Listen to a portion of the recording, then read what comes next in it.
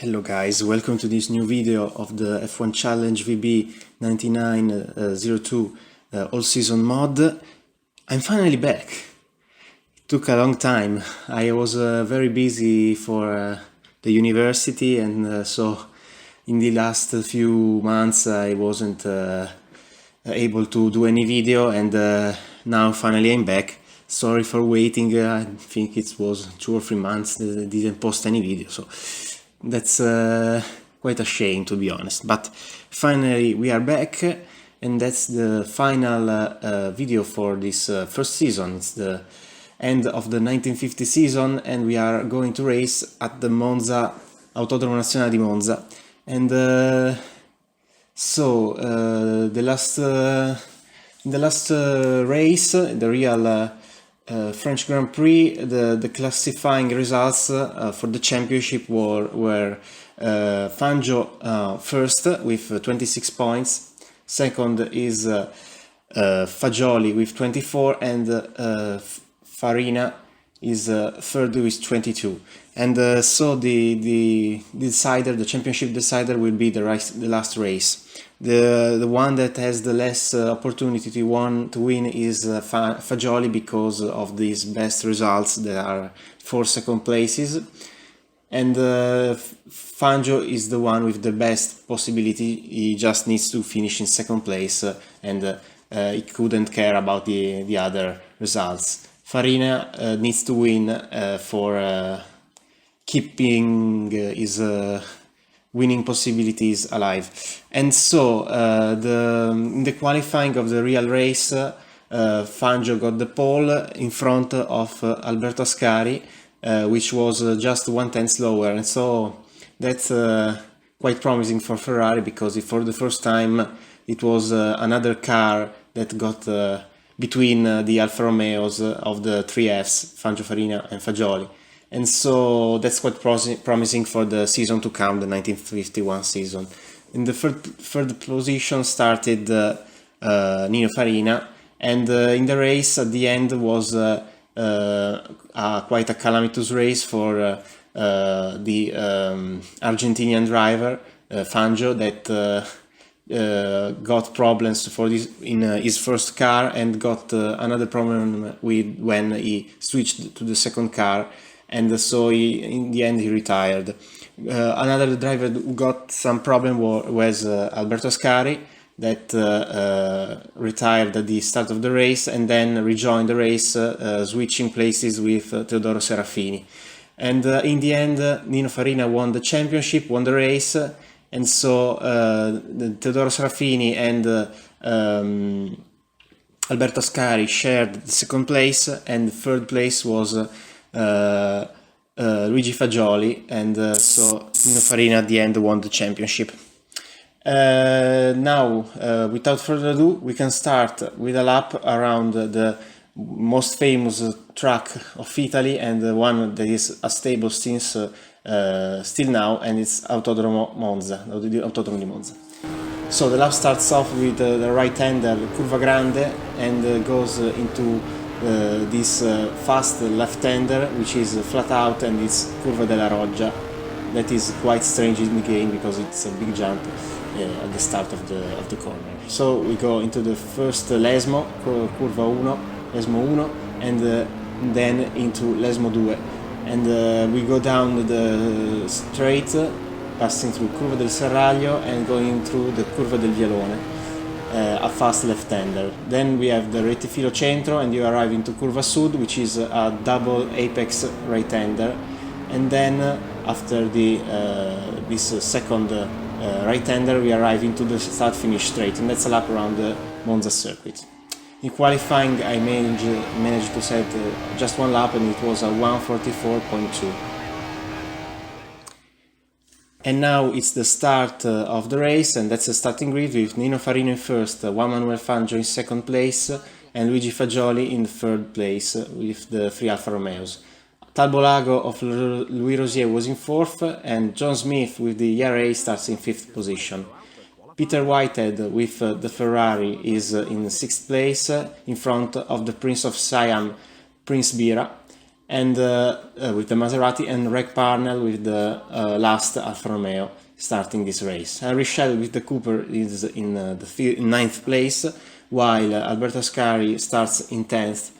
Louis Chiron in 11th place with the Maserati, in front of Teodoro Serafini, which starts in 12th place. Yves Giraud-Cabantou is 13th, and Raymond Sommer is 14th. Felice Bonetto is in 15th place, in front of Felipe Tanselen with the Talbot Lago. 17th, David Hampshire, and in 18th place we have another Talbot Lago of Eugène Chabot.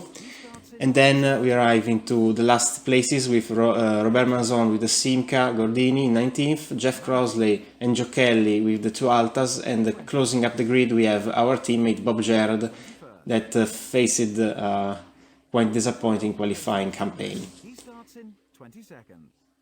Okay, now we are on the grid and we can start with the last race of the season, and the flag is down now, and away we go. And it's quite a chaotic start, and we go sideways, all kinds of sideways at the start, but we managed to gain one place, incredibly enough. For the first time I think we gained a place on the start, and we are in P4. But now we have Luigi Fagioli, who is closing very quickly on us, and so he is able to overtake us. And we arrive into Curva Grande, and there's the Talbot Lago of Louis Rosier spinning, and we collide with him, and but we managed to stay for now in P4. We go to the Curva della Roggia and this fast left-hander, and we are in front of Peter Whitehead with the Ferrari, which is doing a very good job, to be honest at this point, because it's not the most competitive Ferrari, the one that is driving. And so we arrive into the Seconda Lesmo, and we go through the straight. And now we can see a replay of the start with the cars going absolutely everywhere, with this grid which is very bunched up. And we go down to the Curva Grande with for now everyone that started quite cleanly, to be honest. No one retired at the start, that's already good news. We arrive into Curva Grande and we see the Talbot Lago of Louis Rosier spinning and crashing into another Alfa Romeo, which is the one of I think Reg Parnell. We go down to the Curva della Roggia, and now we see also this replay, because this is Peter Whitehead that spins around at the exit of the first prima curva della Roggia, prima curva da Lesmo, and he creates this block in the road, and everyone is slowing down, and at the end there's also this Alta spinning, and in the end he managed to recover and go proceed on with the race.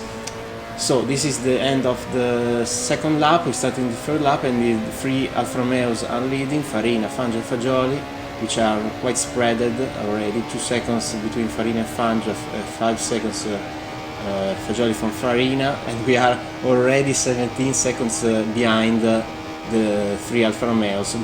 That's a huge gap, and it's not as huge, by the way, as the gap between us and the cars behind, because Henry Schell is 20 seconds behind, 38 seconds behind the leader, and our teammate is very good in 6th place, starting from all the way to the back.